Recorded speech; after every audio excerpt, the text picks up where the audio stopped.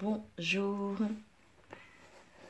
je vous retrouve ce matin pour aborder un thème qui m'a été suggéré par une des abonnées, Cléopatra, que je remercie d'ailleurs, et qui me posait la question, mais comment pensent les surdoués? Alors, les HP, hein, vous savez que j'aime pas trop le terme de surdoué. Et en fait, c'est vrai que c'est une bonne question, même si c'est vrai que j'avais plus ou moins abordé le sujet dans une de mes premières vidéos, je crois, où je parlais de la pensée, la fameuse pensée en arborescence. Mais c'est intéressant d'y revenir parce qu'effectivement, ça fait un petit moment qu'on n'en a pas parlé et ça va permettre voilà, peut-être d'élargir un peu l'échange sur ce sujet-là. Donc, comment pense le haut potentiel? Déjà, on peut effectivement revenir sur cette pensée en arborescence, à savoir que le normopensant va avoir une pensée totalement différente. C'est-à-dire, pour essayer d'expliquer vraiment clairement, un normopensant, quand il se promène dans une rue, par exemple, si il voit passer une voiture qui klaxonne, par exemple, euh, son cerveau va être focalisé sur cette voiture qui klaxonne. La même scène, vue par le cerveau d'un haut potentiel, il va voir la voiture qui klaxonne, il va peut-être voir un ballon qui traverse la rue en même temps, il va voir en arrière-plan les deux trois boutiques qui se trouvent sur le trottoir d'en face, il va voir en même temps ce qui se... Enfin, la pensée est comme, comment je pourrais dire ça, panoramique. Donc voilà, la pensée du HP est plutôt panoramique, la vision du HP est panoramique parce qu'elle est en lien avec sa forme de pensée qui est cette pensée en arborescence. Et donc qu'est-ce qui se passe à l'intérieur? Il se passe un petit peu la même chose que dans l'exemple que je viens de vous décrire, c'est-à-dire que on va connecter un petit peu de partout en même temps. Si on devait le dessiner, on pourrait dessiner une première bulle avec ce que je suis en train de vous dire actuellement, puis une deuxième bulle avec un autre truc, une troisième bulle et ainsi de suite. Et puis toutes ces bulles qui sont à la base plutôt séparées peuvent se ramifier entre elles, se rejoindre, parce que le cerveau du HP va faire des connexions entre. Ce qui va se passer en fait, c'est que cette pensée en arborescence, non seulement elle va permettre dans le moment présent de voir beaucoup de choses en même temps, de faire le lien entre beaucoup de choses en même temps, mais c'est une pensée qui est un petit peu comme sur un ruban du temps. Oui, je vous le fais dans la caméra, sur un ruban du temps, c'est-à-dire qu'on peut à la fois faire des connexions entre des choses qui sont très lointaines, des choses qui font partie du présent et des choses qu'on peut visualiser dans le futur. Le HP, il a cette espèce de réglette comme ça où il peut évoluer très très vite sur des connexions. Il peut faire des connexions entre, je sais pas, il a fait un métier quand il avait 18 ans, un métier d'été, hein, un job d'été, un truc pas forcément passionnant, mais où il a appris quand même des trucs. Et puis là, il est dans un job qui n'a plus rien à voir. On lui demande d'être créatif sur un sujet et paf, il va faire des connexions avec des trucs qui a priori avaient rien à voir, mais qui lui, il arrive à faire des connexions entre ces deux trucs parce que les deux trucs réunis, ça lui fait penser et ça lui fait produire quelque chose. Donc c'est peut-être un peu le bazar quand je vous explique, mais c'est parce que c'est un petit peu le bazar aussi à l'intérieur, hein. Donc voilà, il y a toutes ces ramifications comme ça à l'intérieur. Et en fait, la pensée du haut potentiel, très souvent, elle ressemble, là vous avez tous un ordinateur, je ne sais pas comment vous faites quand vous évoluez comme ça sur votre ordinateur, sur Internet, mais très souvent, on aurait tendance à ouvrir plusieurs pages en même temps. On ne referme pas la page pour en ouvrir une autre, on en laisse plusieurs ouvertes.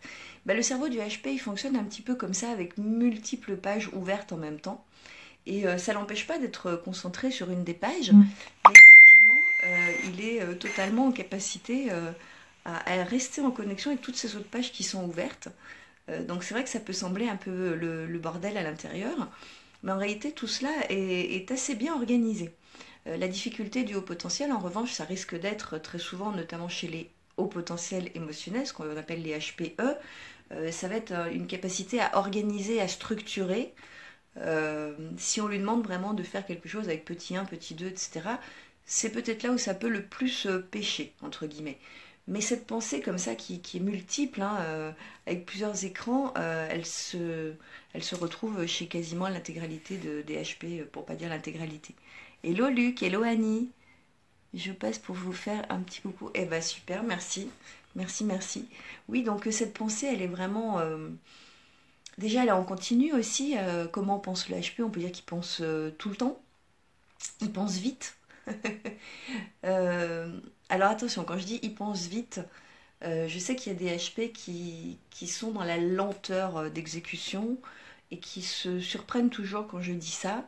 Mais ça, on a bien identifié que ceux qui sont dans la lenteur, pour le coup, c'est ceux qui sont un peu trop accrochés au perfectionnisme et au doute. Le doute permanent de qu'est-ce que je produis, est-ce que vraiment je peux produire ça, quoi. Et quand on est trop rattaché au perfectionnisme pardon, et au doute, ça occasionne une certaine lenteur qui est totalement inhabituelle chez le HP. Mais ça peut occasionner ça parce que c'est bouffé en fait par ces deux mamelles du perfectionnisme du doute. Mais en règle générale, ça va très vite, autant en production qu'en rapidité d'exécution qu'en rapidité de pensée. Donc ça, c'est aussi un autre des points sur comment pense le HP. Qu'est-ce que je pourrais vous dire d'autre sur comment pense le HP? Je pourrais vous dire aussi que parfois, hello Stéphanie, je pourrais vous dire aussi que parfois le haut potentiel a l'impression, et quand je dis parfois, d'avoir des voix dans sa tête, un petit peu le sentiment de ne pas être tout seul, un peu à l'intérieur quand même. Hello Marie-Laure. Et donc ça peut effectivement sembler super étrange, bizarre, hein, et pour soi et pour les autres si toutefois on se risque à partager ce sentiment et cette impression. Alors il faut se dire une chose, c'est que cette impression de ne pas être tout seul dans sa tête, d'avoir des voix, des trucs comme ça qui arrivent, ça peut venir de plusieurs choses. Ça peut venir effectivement de cette façon de penser comme ça qui est constamment présente. Et quand je dis penser, c'est au pluriel, hein.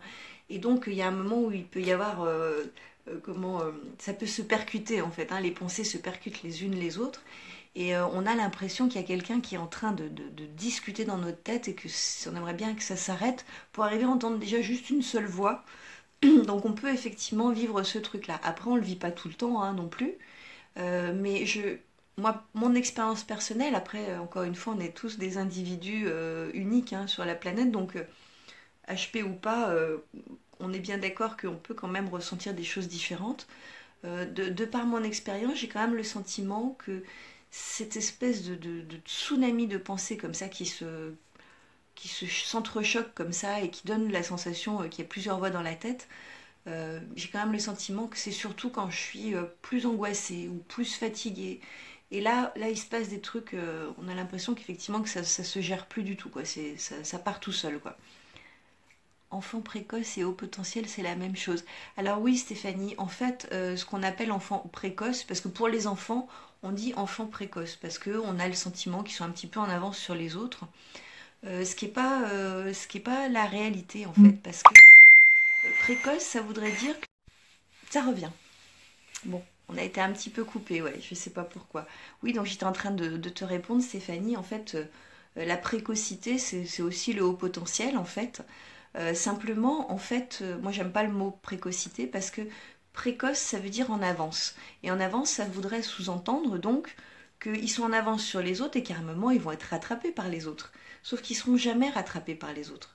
Parce que c'est pas qu'ils sont en avance, c'est ils ont une capacité de réflexion, de raisonnement, une approche, une vision du monde qui est totalement différente en fait de leurs petits camarades normaux pensants, qui fait que toute leur vie ils seront différents des autres en fait. Et ce qui fait qu'on on les nomme précoces, c'est qu'effectivement du coup souvent ça se manifeste par des résultats scolaires qui peuvent être plutôt brillants, hein, parce que voilà, ils ont des facilités à retenir, à mémoriser, à comprendre. Donc très souvent d'ailleurs à l'école primaire, c'est une autoroute, hein, pour les enfants dits précoces, ou pas, parce que aussi il y en a certains qui vont très mal vivre, non pas le fait de tout comprendre, mais le fait d'être entouré d'enfants avec lesquels ils ne se comprennent pas. Donc en termes d'apprentissage, ça peut super bien se passer, mais ils ne se sentent pas forcément à leur place au milieu des autres parce que les centres d'intérêt peuvent être divers et variés et ils peuvent se retrouver sur certains jeux d'enfants, hein, parce que ça reste des enfants quand même, mais il peut y avoir des grosses différences qui font qu'un enfant dit précoce n'est pas forcément un enfant brillant. Mais s'il y a problématique, la grande majorité, ça se révèle en sixième. Souvent, quand j'ai des parents en face de moi, je leur dis attention, attention à cette classe de sixième, quoi. Votre enfant, c'est une bombe à retardement, quoi. Ça a pu se passer super bien jusqu'au CM2 et après, ça peut tout péter dans tous les coins. Parce que c'est un enfant qui n'a pas forcément l'habitude d'avoir besoin de fournir d'efforts pour que ça fonctionne. Et au collège, qu'on soit particulièrement doué ou pas, il va falloir travailler. Parce que quand il y a 5 pages d'histoire à apprendre, 4 pages de français, une disserte, un bouquin à lire en 3 mois, etc. Enfin, et ainsi de suite, le gamin doué ou pas, il va falloir qu'il travaille. Et travailler pour un précoce, c'est pas forcément un truc qu'il a expérimenté beaucoup. Je reviens. Bon, je sais pas ce qui se passe ce matin, hein, ça fait comme ça d'habitude. Bon, j'en profite pour dire bonjour Annie, Sylvie, Miou, Coco. Hello. Donc oui, voilà, je pense avoir répondu Stéphanie. Donc c'est la même chose, sauf que moi, ce que j'appelle le haut potentiel, c'est quand je m'adresse plutôt à la population adulte, mais c'est la même chose. Oui, oui, c'est les enfants à haut potentiel, les précoces. Voilà. Hello ma grande fille qui regarde aussi. Voilà, donc bon, j'ai répondu à ta question Stéphanie. Et sinon, bah, pour revenir vraiment précisément à comment pense le haut potentiel, c'est vrai que il peut avoir le sentiment souvent d'avoir une pensée un peu brouillon, parce qu'il y a beaucoup, beaucoup, beaucoup de choses qui arrivent en même temps dans sa tête. Et en même temps, c'est aussi du coup une sacrée force. Euh, J'étais en train de respirer dans mon bassin pour accepter dans la joie et la bonne humeur la problématique de connexion du matin. Ah, Miu Coco, c'est ta maman. Génial. J'adore, c'est très original comme nom. Et oui, donc oui, il faut savoir aussi quand même que c'est une force d'avoir cette pensée en arborescence et d'avoir beaucoup, beaucoup de choses comme ça qui arrivent en même temps, notamment dans l'entreprise et notamment si vous avez des métiers créatifs. Parce que tout ce joyeux bordel à l'intérieur, en fait, ça va être une espèce de brainstorming permanent qui se joue à l'intérieur et qui vous permet de sortir des choses que peut-être vous n'auriez pas sorties si vous n'aviez pas toutes ces connexions à l'intérieur. Ça va vous permettre d'une compréhension aussi, une finesse qui vous sera tout à fait propre parce que vous avez ces connexions-là. Et aujourd'hui, c'est laborieux, hein. Donc on va finir là-dessus. En fait, le truc le plus important à retenir, c'est que le fait que on puisse même parfois avoir l'impression d'avoir des visuels dans notre tête, hein, carrément, ça peut se présenter sous forme d'images. Hein, c'est des trucs, ça ressemble parfois même à un film qui se construit tout seul à l'intérieur de la tête. Ce sont vraiment des forces. Dans les moments où on est trop fatigué, dans les moments où on est un peu angoissé, stressé, on peut le vivre comme un truc compliqué à gérer, cette tête qui bouillonne tout le temps. Mais je vous assure que dans l'ensemble et de façon générale, ça reste une vraie force. Moi, je me rends compte dans tout ce qui est créatif, c'est juste génial de pouvoir faire toutes ces connexions à l'intérieur, de pouvoir du coup faire des productions bah, qui sortent de l'ordinaire en fait. Hein. Le HP est quelqu'un qui n'est pas ordinaire et du coup il peut... Alors, c'est Colette son prénom, mais les petits de la maison l'ont appelé Miu Coco. C'est trop mignon. Bon, la vidéo, on va l'écourter parce que visiblement ce matin la connexion est trop mauvaise et c'est extrêmement désagréable pour vous, je le sais, donc puis pour moi aussi. Hein. Je vous fais des gros bisous. On reparlera du mode de pensée du HP. Si vous voulez des informations plus précises sur la pensée arborescente, j'en parle dans une de mes vidéos. Je crois que c'est une des tout premières où je parle de curiosité et pensée arborescente. Je vous retrouverai la référence. Je vous embrasse tous et j'envoie un bisou tout particulier à une de mes abonnées qui s'appelle Camille et dont c'est l'anniversaire aujourd'hui. Et puis à Fabien aussi, voilà, c'est vos anniversaires. Des gros bisous. De HP d'ailleurs. Donc je vous souhaite un anniversaire lumineux, pétillant, joyeux, enfin tout ce que vous voudrez, voilà.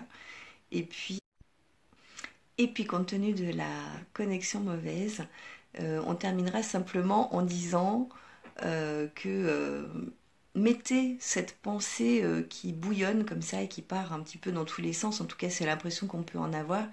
Mettez-la au service de votre créativité, mettez-la au service de vos projets, de vos rêves, plutôt qu'au service de vos stress, de vos angoisses et de vos ruminations, parce que effectivement que la pensée elle fonctionne dans les deux cas, et quand on la met au service de la rumination, c'est super pas bon, et quand on la met au service de nos projets, de nos rêves, c'est super génial en fait. Voilà, et puis alors un truc rigolo, mais j'en parlais déjà dans la vidéo où je parlais de la pensée arborescente, mais c'est vrai que c'est chouette, quand deux HP discutent ensemble, la conversation peut être assez surréaliste parce que ça part sur un sujet, puis paf, ça repart sur un autre. Ça se termine par un truc qui avait absolument plus rien à voir avec le début. Et bien, on va s'arrêter là parce que là ça devient désagréable, ces connexions qui se coupent tout le temps. Qu'est-ce que je voulais vous dire d'autre? Oui, c'est la 98e vidéo. Donc on se rapproche de la 100e et pour la 100e, je ne sais pas encore ce que je ferai, mais je vous en reparlerai très vite. Et puis pendant que je vous ai en ligne, je voulais vous parler d'un événement qui aura lieu les 29 juin, 30 juin et 1er juillet à Valençol. Ça s'appelle le très sérieux Festival de l'étrange. Et c'est organisé par deux personnes que j'aime beaucoup. Le parrainage est fait par les frères Bogdanov.